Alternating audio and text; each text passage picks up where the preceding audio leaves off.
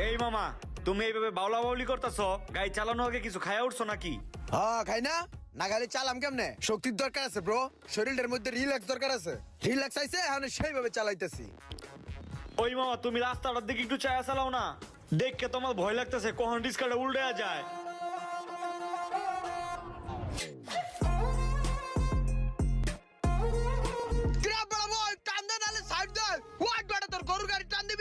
নাকি দিমু বইরা টান দে নালে সাইড দে আমারে।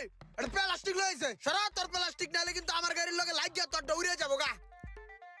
ওয়াট বেটা টান দে তোর প্লাস্টিক, আমার গাড়ির কোনো ক্ষয়ক্ষতি হলে সবকিছু তুই দিবি কিন্তু।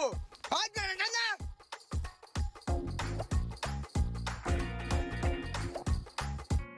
আরে উল্টে গেছে ধর। আরে পোলাটার আরে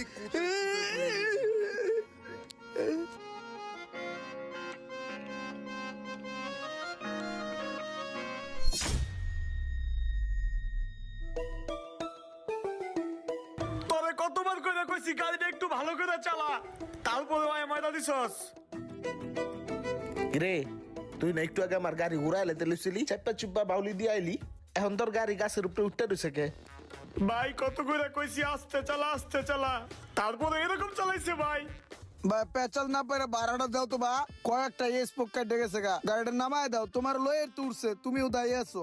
এই ফাইজলামি থুয়া গাড়ি গুড়ি বালা করে চালাইস, তখন মতো লোকের লেগে কিছু মানুষের ক্ষতি হয়, আবার কিছু রিক্সাও লাগো বদনাম হয়। কিছু অটোওয়ালা বর্তমানে